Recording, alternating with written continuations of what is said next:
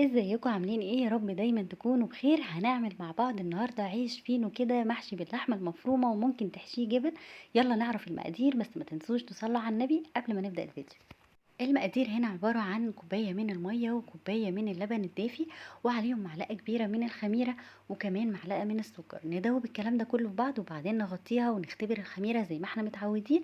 وبعد كده بعد ما خمرت الخميرة كده كويس هنضيف بقية المكونات. هنضيف بقى بياض البيضة وعليهم ربع كوباية من الزيت وكمان معلقة كبيرة من الزبادي ونقلبهم في بعض.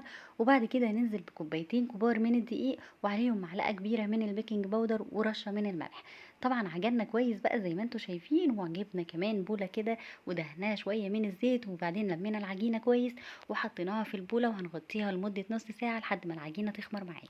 هنا بقى بعد ما العجينه خمرت معايا بصوا شكلها عامل ازاي وطريه جدا. هنرش شويه من الدقيق ونجيب العجينه كده ونحطها وبعد كده هنقسمها بقى زي ما انتوا شايفين بالشكل ده.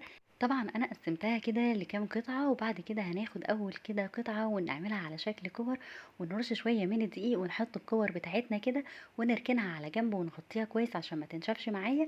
وبعد ما تخمر هنجيب بقى اول كوره ونفردها كويس جدا. طبعا كان عندي هنا بقى لحمة مفرومة كنت معصجاها كويس جدا وحطيت شوية خضرة عليهم كده وحطيتها في العجينة بعد ما فردتها. وقفلت العجينة بالشكل اللي انتوا شايفينه ده كويس جدا وبرمتها علشان ما تفكش معايا. طبعا بعد ما خلصت كل الكمية غطيتها كويس لحد ما تخمر لمدة 5 دقايق، وبعد كده هندخلها الفرن وندهنها طبعا بصفار بيضة وشوية من اللبن ونحط شوية من السمسم كده على الوش.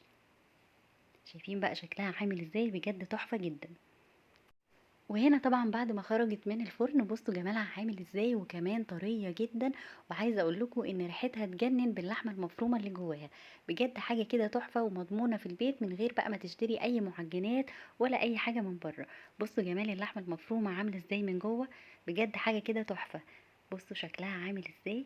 كمان ممكن تحشيها شوية من الجبن، وممكن كمان تعملي العيش الفينو ده سادة وتعملي منه سندوتشات للمدارس او سندوتشات في اي وقت على العشاء. بجد حاجة كده تحفة. هنا طبعا عملت جزء كده بالجبن وجزء من اللحمه المفرومه. بصوا بقى شكل الجبن يعني حاجه كده تحفه جدا. عملت طبعا جبنه كيري كده بالبسطرمه. عايزه اقول لكم ان هي البسطرمه مخليه ريحه العجين حلوه قوي. بصوا جمالها عامل ازاي من جوه. بجد العجينه طالعه معايا هشه وطريه وما فيهاش اي مشكله. جربي الوصفه دي هتعجبك قوي وما تشتريش اي معجنات من بره. ولو اول مره تشوفوني ما تنسوش تعملوا لايك واشتراك في القناه وتفعلوا الجرس علشان يوصل لكم كل جديد. يا رب يكون الفيديو عجبكم. اشوفكم على خير.